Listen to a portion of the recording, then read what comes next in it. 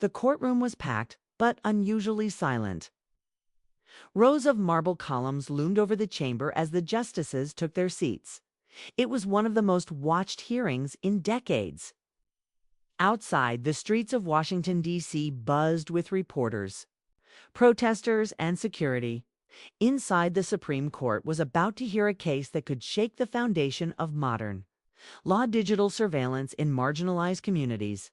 At the center of it all stood Congresswoman Jasmine Crockett, wearing a deep navy suit and a calm expression. She walked to the podium like she belonged there. Though she wasn't an attorney for the case, she had been granted special permission to speak as an amicus outside voice with relevant insight. This was rare, almost unheard of for a sitting member of Congress. But Jasmine had spent the last 3 years researching how AI was being used to target Black and brown neighborhoods under the banner of national security. She had testified before Congress, introduced legislation, and refused to be silenced. Her voice had grown too loud to ignore. Justice Sotomayor, known for her powerful liberal voice, watched closely. She had once praised Jasmine's work, but today her face seemed different, tight, watchful, and unsure. The Chief Justice gave a slight nod. It was time. Jasmine adjusted the microphone. "Madam Chief Justice, members of the court, thank you for this opportunity. I stand here today, not just as a lawmaker, but as a daughter, a neighbor, and a witness." Her voice was steady, clear. She moved past opening statements and into the heart of the issue. AI surveillance was not neutral. It was trained on data filled with human bias. And it was being deployed more aggressively in poor communities. She gave statistics, names, real stories: a mother whose teenage son was flagged as a gang threat after walking past a liquor store too many times. A grandmother mistakenly labeled a suspect because her face matched an algorithmic profile. The courtroom was quiet but tense. The gravity of her words held the air tight. Then came the interruption. Justice Sotomayor leaned forward. "Congresswoman Crockett," she said firmly, "you are speaking as a guest of this court, please. Remember, your role is not to accuse the system, but to inform the bench." Jasmine paused, surprised. She hadn't raised her voice. She hadn't pointed fingers. She had brought evidence, not emotion. "I understand, Your Honor," she said, carefully, "but it's hard to inform a bench that refuses to acknowledge its leaning." A few gasps echoed through the room. Justice Sotomayor's expression hardened. "You are bordering on contempt." Jasmine took a breath. Her eyes did not drop. "With respect, Justice Sotomayor, contempt is when children are policed by software instead of protected by laws. Contempt is when our government funds systems it refuses to audit. Contempt," she said slowly, "is when truth is treated like disruption." The courtroom froze. Even the clerks stopped typing. Sotomayor did not respond immediately. For a moment, even she looked shaken. The Chief Justice gave a warning look but did not intervene. The silence stretched for several seconds. Jasmine gently closed her notes. Her time was up. As she stepped away from the podium, she brushed the microphone.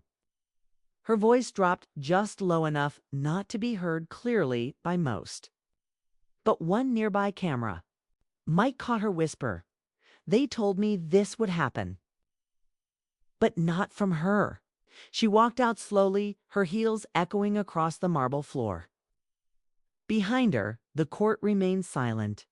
But across the country, a storm had just begun.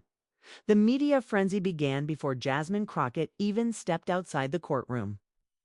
Dozens of journalists swarmed the steps of the Supreme Court, cameras flashing, microphones raised. The clip of her exchange with Justice Sotomayor had already gone viral, trending on social media. Dissected by analysts, debated on podcasts. What should have been a focused discussion about AI surveillance had transformed into a national flashpoint overnight. Inside her car, Jasmine sat in silence, watching her phone buzz nonstop. Headlines filled the screen. Crockett challenges supreme power Sotomayor versus Crockett. Civil war on the left. AI trial explodes with unseen tensions, but it wasn't the noise that bothered her. It was the quiet. The shift in tone from allies who had once stood by her. The unread texts from colleagues. The silence from organizations that had promised support. By the time she returned to her hotel, a private security team had been assigned to her without warning. Her chief of staff, Leo, met her at the door. "They're calling it a breach of protocol," he said quickly. "But others are calling it bravery. You're on every major network. Anderson Cooper wants a live interview tonight." Jasmine shook her head. "No cameras, not yet." Leo hesitated. "There's something else." He handed her a thin folder. It had no name, no return address. It had been slipped under their door. Jasmine opened it slowly. Inside were 3 printed photographs, grainy but recognizable. One showed a warehouse in Oakland. The second was a surveillance image of a child, maybe 12, being followed by a drone. The third was a heavily redacted memo with one line visible. Target profile elevated. Monitor C-119 protocol. Permission, Geneva clearance. Her face stiffened. She whispered, "Geneva again." Leo looked puzzled. "You mentioned that yesterday. What is it?" "I thought it was just a code I'd seen in a Pentagon briefing. But it's appearing too often. Someone's connecting it to this trial." Before Leo could respond, Jasmine's burner phone buzzed one she used only for encrypted communications. A single text appeared. "You hit the nerve. They're panicking. Check room 231 at the Library of Congress." There was no name, just the symbol of a chess knight. Jasmine stood up. "I need to go." "You just got back," Leo said. "You're being watched." "That's exactly why I need to go now." Later that evening, she walked into the Library of Congress alone, head down, dressed in a nondescript hoodie. Room 231 was locked, but she had clearance. Inside, it was cold and empty, except for one folder left on the desk. It was marked Geneva Protocols, Unreleased Hearings, Red Level Confidential. As she flipped through the pages, her breath caught. It was worse than she imagined. Government-approved AI programs had been tested in communities without consent. Names of known whistleblowers were listed under behavioral outliers. Journalists, educators, even students. Some files were marked descalated permanently. She froze at one document. It listed trial year 2017. Location, Atlanta. Name, Sonia M. Sotomayor, witness briefing signature. What was she doing there? Jasmine whispered. The puzzle pieces began to rearrange. Justice Sotomayor hadn't just interrupted her out of formality. She may have had direct knowledge of earlier classified programs related to AI enforcement. Her reaction wasn't just legal, it was personal.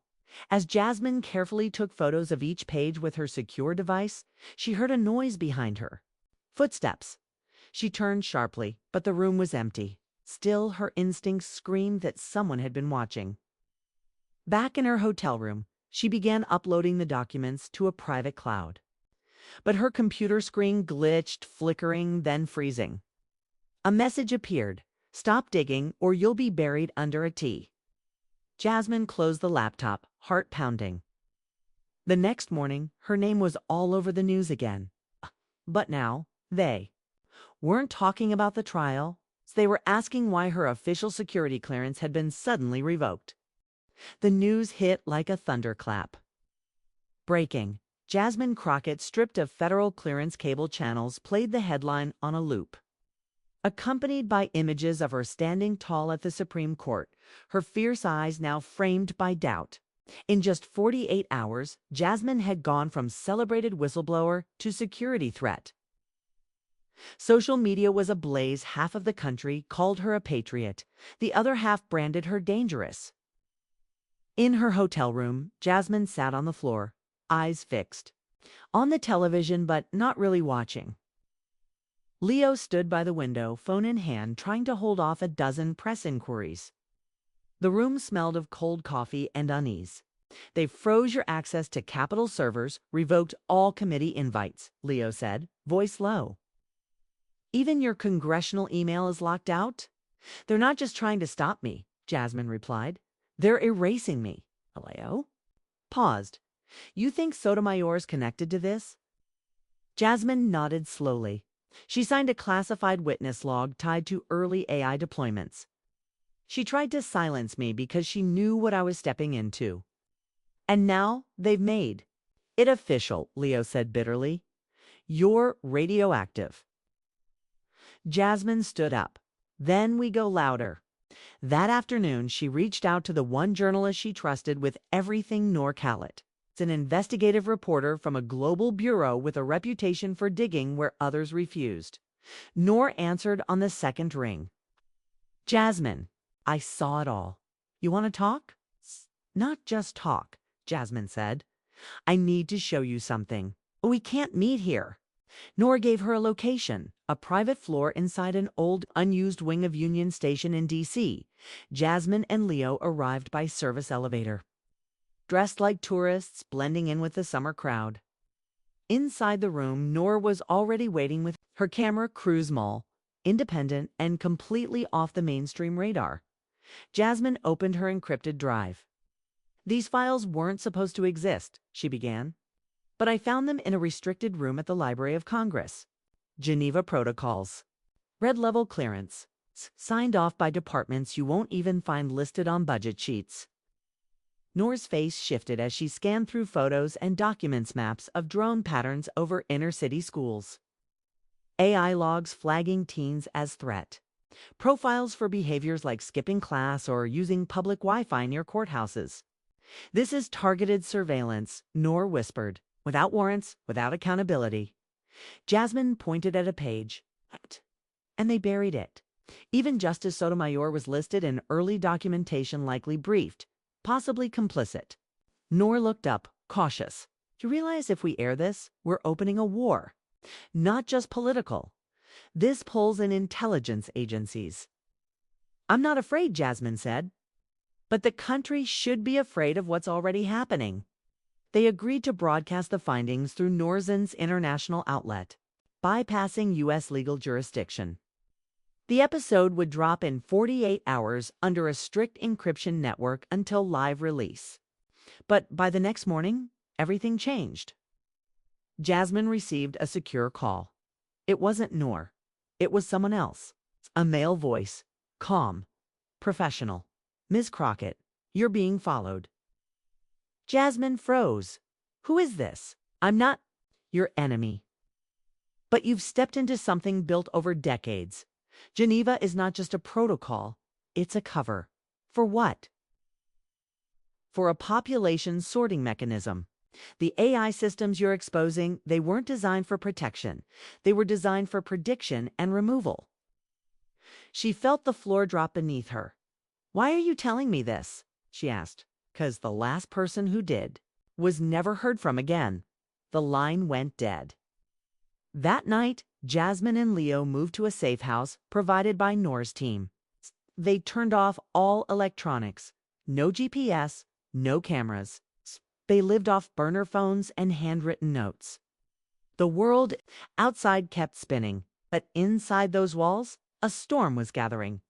The truth wasn't just coming. It had already arrived. And now it was just a matter of who would be brave enough to hear it. The safe house was cold, tucked behind a crumbling warehouse along the Anacostia River. No lights from the outside, no digital footprints. Inside, Jasmine sat hunched over. A stack of documents, her eyes red from sleeplessness. Leo stood watch by the door, ear tuned to every creak in the distance. The walls felt tighter tonight. Noor's broadcast was less than 24 hours away. But Jasmine couldn't shake the voice on the phone. The last person who did was never heard from again. Do you believe him? Leo finally asked. Don't have the luxury not to, Jasmine replied. Leo approached the table and dropped an unmarked envelope. This came through Noor's runner. No sender, no prints. Just this. Inside were three things. a black and white photo of a young Justice Sonia Sotomayor standing with a man in military uniform. A redacted report titled Operation Echo Line. And a sticky note that read, "It didn't start in D.C., it started in Angola." 1992. Jasmine's heart pounded. Sotomayor was a junior federal attorney back then. This predates her time on the bench. Leo scanned the report. Echo Line was early biometric testing, field-tested in conflict zones. The goal was predictive stability metrics for native populations. That means behavioral algorithms on war victims. Jasmine slammed the folder shut. They exported it before they ever used it here. Leo looked up, and then they brought it home. The story was shifting fast from domestic surveillance to a global experiment. And now, Sotomayor's name was tied not just to silence, but to origin. Later that night, Noor called again. Her voice trembled. The station in Geneva was raided. What? Not by local police. By men who didn't speak French, didn't wear insignias. They disabled our servers. But we have a backup. The footage is still safe for now. Jasmine's blood went cold. Noor continued. We've traced the funding for the AI program. It didn't come from U.S. public defense. It came from a private holding firm based in Zurich. Shell Company. And guess who sits on its advisory board? Jasmine didn't answer. Chief Justice Sonia Sotomayor, appointed in 2007, quietly added in 2013. No public record. Everything clicked. This wasn't about liberal versus conservative. It wasn't about race or power. This was about control. The next morning, the streets of D.C. were crawling with reporters. Leaks about Jasmine's possession of classified data were spreading fast. Some outlets were painting her as a rogue agent. Others defended her as a truth-teller. The divide grew louder and dangerous. A protest formed outside the Capitol. Then, meanwhile, Jasmine received an anonymous link. It led to a hidden camera feed inside a government facility. She watched in horror as rows of young Black and Latino teenagers were brought in too. Rooms scanned and categorized using neural recognition AI.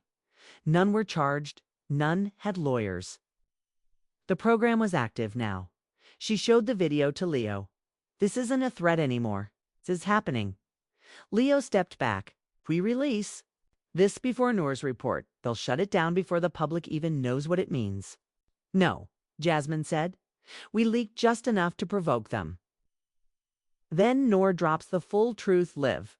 It was a trap, but it was all they had. That night, Jasmine scheduled a live stream using an old journalist's burner account. Her face was shadowed, voice modulated. She uploaded a 40-second video. This is bigger than me. Bigger than one justice, the program is active. Kids are being flagged and sorted like their inventory. We have proof. If you hear nothing from me again, remember this. Geneva wasn't about peace. It was about profiling. And your silence is what they're counting on. The internet exploded. Within 30 minutes, Congress demanded an emergency briefing. But even as her words spread, Jasmine knew the silence that followed would be dangerous.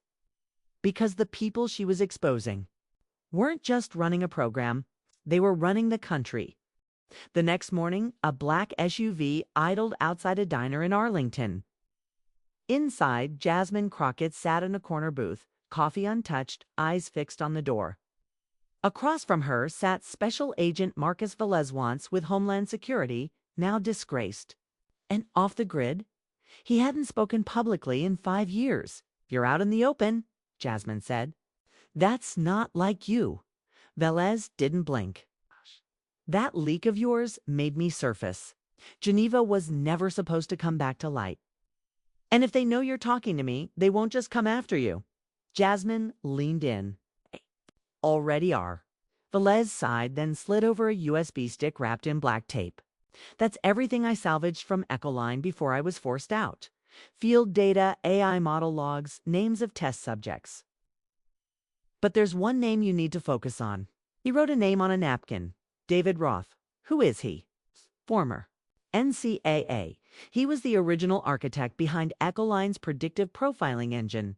After Geneva, he disappeared. But he's not gone. He consults for private defense firms now, quietly, expensively. Jasmine's fingers tensed. Where is he? Last known. A compound near Tel Aviv. Protected off limits.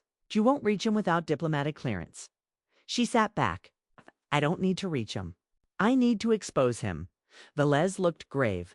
Be careful. The moment you go international, they stop pretending you have rights.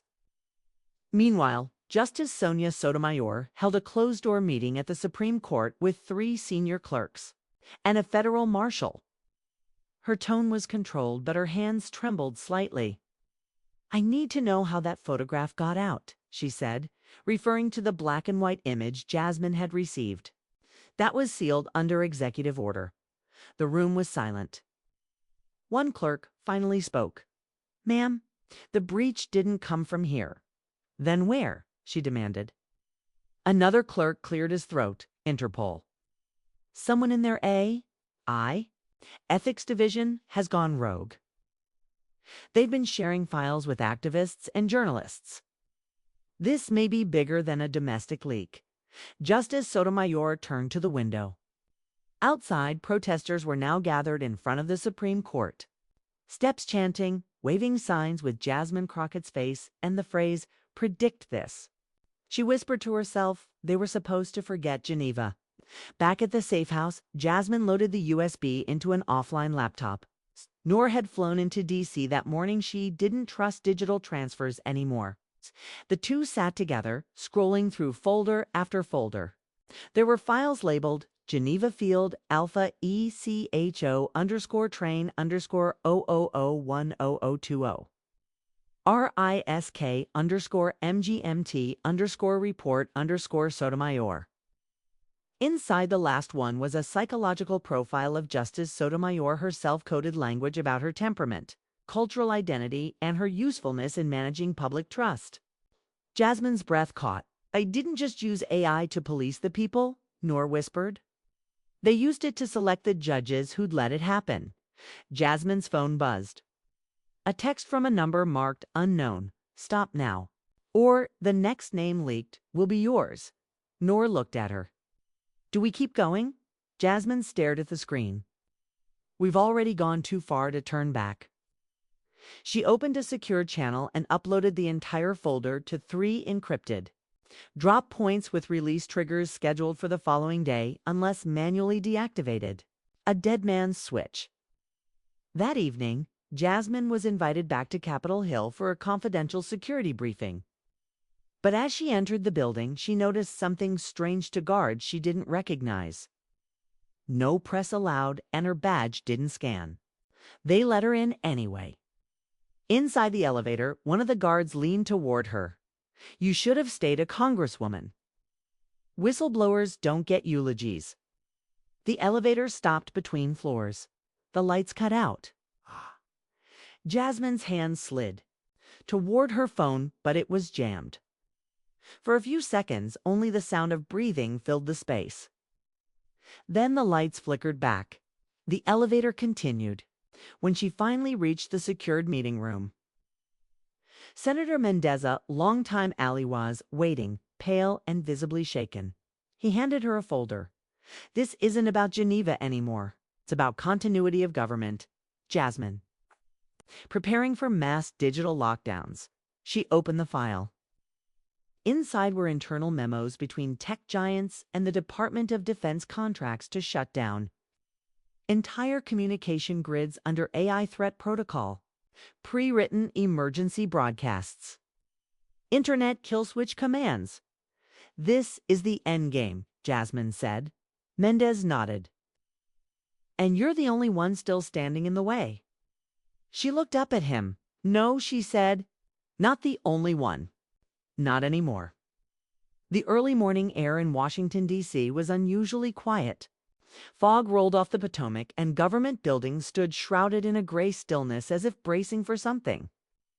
At a nondescript building in Foggy Bottom, the emergency session of the Joint Intelligence Committee was underway. Crockett sat across from 6 members of Congress, flanked by legal advisors and a representative from Interpol's AI Ethics Division brought in discreetly at her request. Senator Hayworth, a hawkish voice from the National Security Bloc, opened with steel in his voice. "Congresswoman, what you've uncovered may border on treason if unproven. Are you prepared to defend your claims in a full Senate hearing?" Jasmine didn't blink. "If it stops what's coming, yes. But understand, what I have is not theory. It's metadata, user patterns, algorithmic bias models, surveillance orders, signed not just by rogue tech agents, but by federal judges and your own colleagues." She reached into her briefcase and handed over hard copies of the leaked Geneva documents. The AI behavior matrices and court orders sealed under national emergency provisions. There was a long silence as the committee absorbed what was in front of them. Then Representative Garcia, previously silent, leaned forward. "Who gave you this?" Jasmine hesitated, then answered carefully. "A former Homeland agent and an Israeli data scientist who defected." "Does she have proof?" Garcia asked. "She has everything." At that moment, Jasmine's phone buzzed. A single encrypted message blinked across the screen. "Roth. Just landed at Dulles, under alias." "They're making their move." Her heart raced. Justice Sotomayor, sitting in a separate chamber reviewing the amicus filings, was being briefed in real time by her chief clerk. "We believe a covert team from Ravenstar Private Security, firm tied to Ecolina, has been deployed domestically. Unofficial, possibly illegal." Sotomayor closed her eyes. "They're cleaning house." Meanwhile, in a glass tower across town, David Roth, the architect of Ecolina, sat in a secured room, watching Jasmine's Supreme Court testimony replay on multiple screens. He didn't flinch, simply muttered to his assistant, "Initiate Mercury." His aide hesitated. "Are you sure? Ecoline can't be defended in court." "But if we go dark and force emergency powers, they'll need us again." Within hours, strange digital outages rolled across key districts. Chicago's transit system, Houston's emergency medical grid, and parts of Baltimore's water system. Error messages appeared in police databases and federal court servers.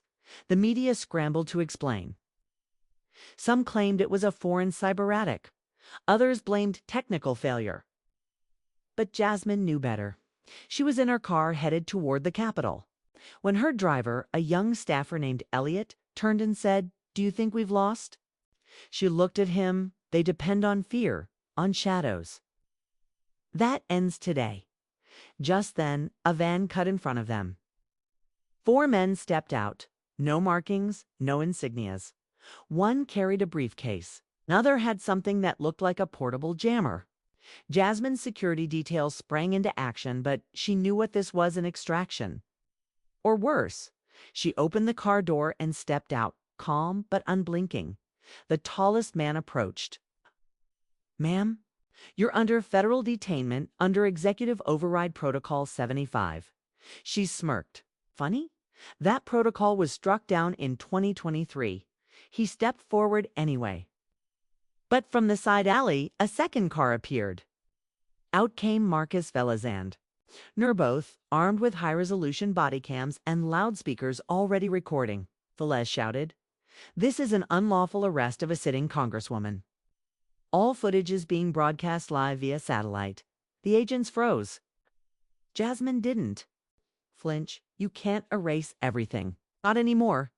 One of the men muttered into a headset, received a command, then slowly backed away. The van reversed and disappeared into traffic. That evening, Jasmine walked into the Capitol chambers with Noor and Marcus behind her. The gallery was packed. Journalists, ambassadors, lawyers, citizens. The emergency hearing began. She stepped to the mic and took a breath. "We are not here today to debate theory. We are here to confront fact, dangerous, undeniable fact. AI was weaponized against the American people. Our courts were infiltrated. Our technologies betrayed us. And those who were supposed to protect us either remained silent or were bought." She paused. "But not all of them." Then, she pulled out her final card, a signed affidavit from a current Supreme Court justice, one that confirmed she had been briefed about Geneva, warned of its implications, and pressured to keep silent. Jaws dropped. The entire room turned toward the sealed glass of the Supreme Court wing. And behind it, Justice Sotomayor stood, watching, alone. Her eyes met Jasmine's. No words, only silence. For now. The storm that had started in silence now roared across the nation. It was past midnight in Washington, D.C., yet no one slept. News anchors scrambled through documents. Social media exploded with hashtags. Hashtag Geneva Files. Hashtag Echo Line Exposed. Hashtag Crockett vs. The Machine. Jasmine Crockett's name trended globally. Her testimony wasn't just a political flashpoint, it was the ignition of a reckoning. Inside the Supreme Court building, Justice Sonia Sotomayor walked slowly through the marble corridors. She carried a leather folder, old, creased, and marked with a faint seal. Confidential Geneva Review Protocol. She had received it 3 years ago during a classified briefing that warned of Echoline's dangerous AI experimentation in vulnerable communities. She had stayed silent. Not because she agreed, but because they told her it was temporary. That exposure would trigger national panic, that security would prevail over transparency.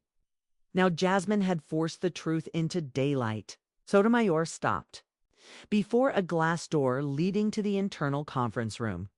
On the other side, 6 justices were gathered, already discussing emergency measures to suspend Echoline operations. But Sotomayor didn't enter. Instead, she turned and walked to her chambers alone. She knew her moment to speak had passed in. The voice that mattered now belonged to Jasmine. Crosstown Jasmine Crockett stood in a secure studio inside the Capitol basement. A broadcast was about to begin, not from a traditional news network, but directly from the congressional Mogier. Like, look at the NYC NYB. Look at this. And we all know I've been exploring that path. Across town, Jasmine Crockett stood in a secure studio. Inside the NYE Modi NYC. Again with, quote, Casely Celt. We see Casely as I see. A cowed Marab Phil Salve. With the CA Casely NYA Sagtive KWDWCE to me with the KD Waliak at K Kunwi Ada Kata Sageta K we Kikita Kikata Meta Sikinis to Ryukada Utiderated you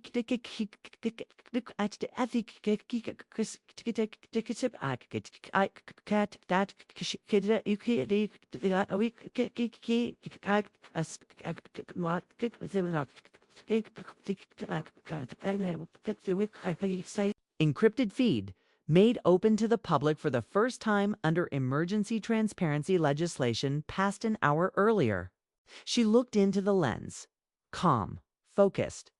This is not a message of blame, she began, but one of accountability. The world watched. She detailed everything. The secret AI trials under Project Geneva. The manipulation of digital policing.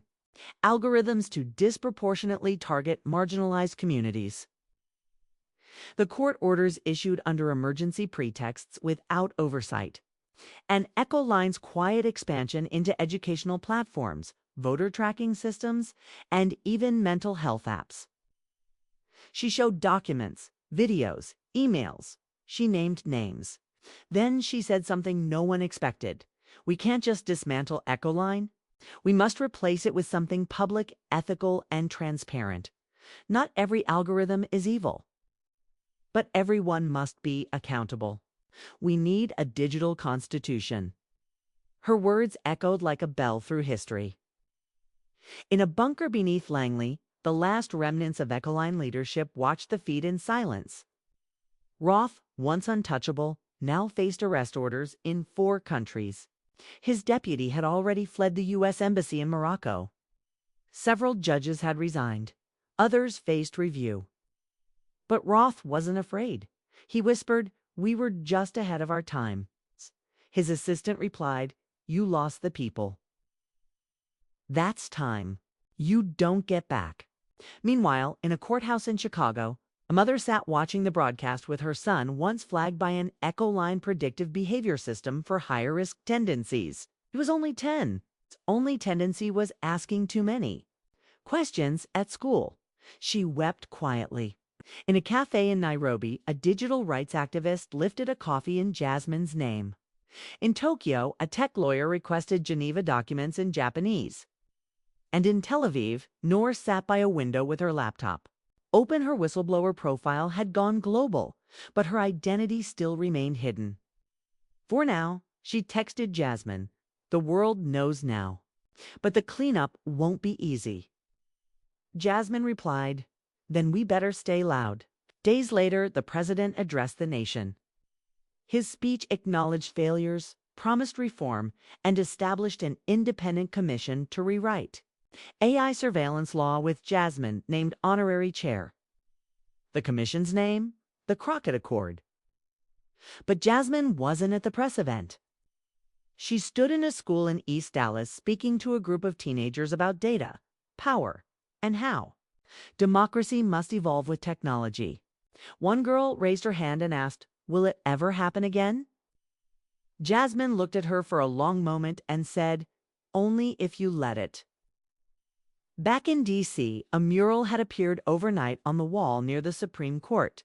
It showed a digital silhouette of a woman standing at a podium, circuits breaking apart behind her.